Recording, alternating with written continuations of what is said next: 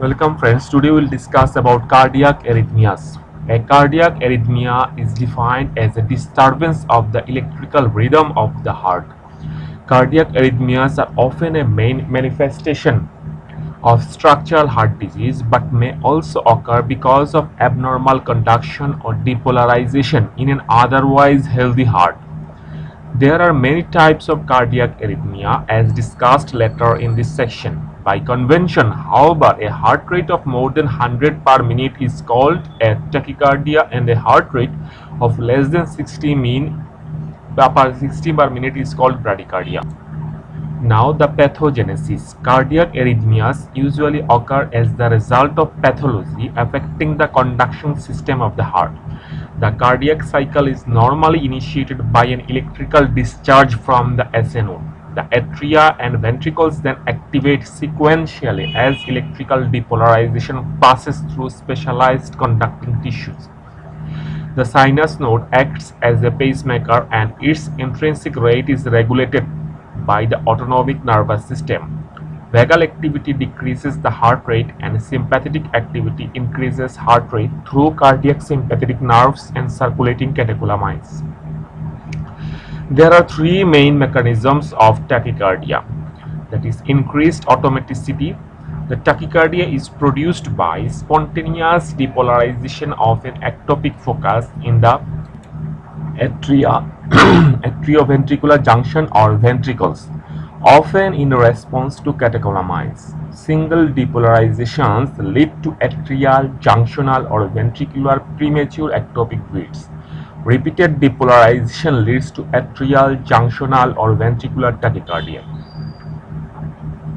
Re-entry. The tachycardia is initiated by an ectopic beat and sustained by a re-entry circuit. Most tachyarrhythmias are caused by re-entry. Triggered activity. This can cause ventricular arrhythmias in patients with coronary artery disease. It is a form of secondary depolarization arising from an incompletely repolarized cell membrane.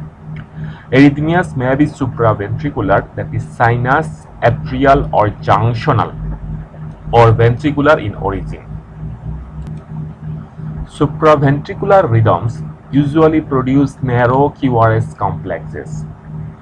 Because the ventricles are depolarized in their normal sequence via the AV node, the bundle of His and associated Purkinje fibers. In contrast, ventricular rhythms produce broad, bizarre QRS complexes because the ventricles are activated in an abnormal sequence.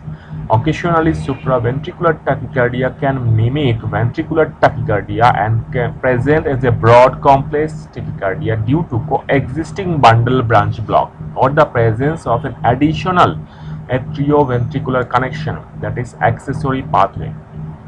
Bradycardia may be due to reduced automaticity of the SA node or abnormalities of conduction through the AV node. If the sinus rate becomes unduly slow, another more distal part of the conducting system may assume the role of pacemaker. This is known as an escape rhythm and may arise in the AV node or His bundle, that is junctional rhythm, or in the ventricles, idioventricular rhythm. This is the mechanism of re-entry. Re-entry can occur when there are two alternative pathways with different conducting properties, such as the atrioventricular node and an accessory pathway, or an area of normal and an area of ischemic tissue.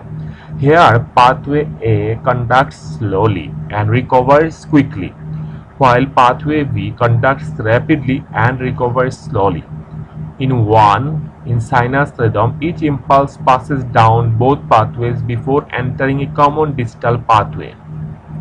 In 2, as the pathway recover at different rates, a premature impulse may find pathway A open and B closed. 3. Pathway B may recover while the premature impulse is traveling selectively down pathway A. The impulse can then travel retrograde up pathway B, setting up a closed loop or re-entry circuit. This may initiate a tachycardia that continues until the circuit is interrupted by a change in conduction rates or electrical depolarization. Now the clinical features. Many arrhythmias are asymptomatic, but sustained tachycardias typically present with rapid palpitation, dizziness, chest discomfort, or breathlessness. Extreme tachycardias can also cause syncope because the heart is unable to contract or relax properly at extreme rates. Bradycardias tend to cause symptoms that reflect low cardiac output, including fatigue, lightheadedness, and syncope. Extreme bradycardias or tachycardias can precipitate sudden death or cardiac arrest. Investigations. The first-line investigation is a standard 12-lead ECG, which can be diagnostic in many cases. If arrhythmias are intermittent and the resting ECG is normal, an attempt should be made to capture the abnormal rhythm using an ambulatory ECG or a patient-activated ECG. Now the management. Features of individual arrhythmias are discussed below. Management depends on the nature of the arrhythmia and the general principles of medical management. Now sinus arrhythmia. This is defined as a cyclical alteration of the heart rate during respiration, with an increase during inspiration and decrease during expiration. Sinus arrhythmia is a normal phenomenon and can be quite pronounced in children.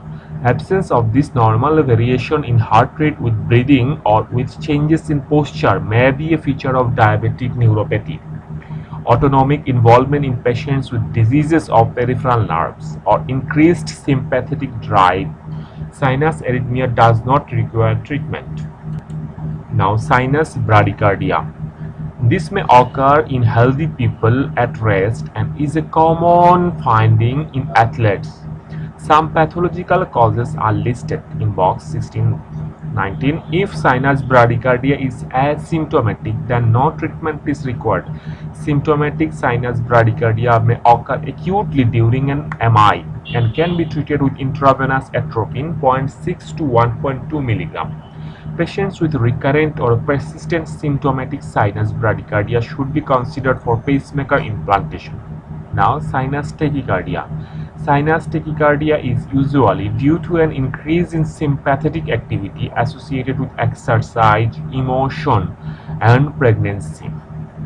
Healthy young adults can produce a rapid sinus rate up to 200 per minute during intense exercise. Sinus tachycardia does not require treatment but sometimes may reflect an underlying disease. Now, this box shows some pathological causes of sinus bradycardia and tachycardia.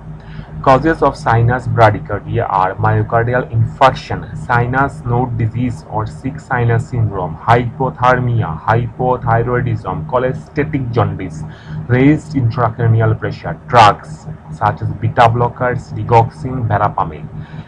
Causes of sinus tachycardia are anxiety, fever, anemia, heart failure, thyrotoxicosis, pheochromocytoma, and drugs beta agonists. Now the sick sinus syndrome. Sick sinus syndrome can occur at any age, but this is most common in older people. It is caused by fibrosis, degenerative changes, or ischemia of the SNO and is characterized by a variety of arrhythmias. The typical presentation is with palpitation, dizzy spells, or syncope due to intermittent tachycardia, bradycardia, or pauses with no atrial or ventricular activity, SA block, or sinus arrest. A permanent pacemaker may benefit patients with troublesome symptoms due to spontaneous bradycardias or those with symptomatic bradycardias induced by drugs required to prevent tachyarrhythmias.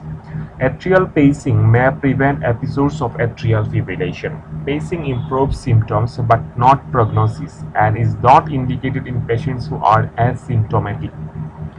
Now, common features of sinoatrial disease: sinus bradycardia, sinoatrial block or sinus arrest, paroxysmal atrial fibrillation, paroxysmal atrial tachycardia, atrioventricular block.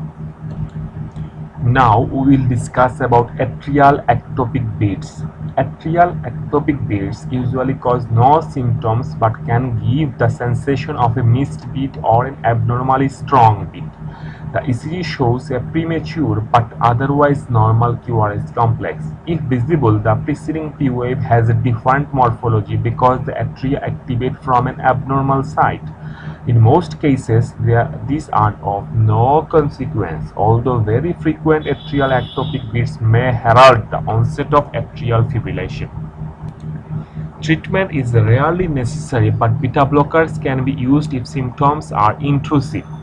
The ECG shows atrial ectopic beats. The first, second, and fifth complexes are normal sinus beats. The third, fourth, and sixth complexes are atrial ectopic beats with identical QRS complexes and abnormal, sometimes barely visible P waves.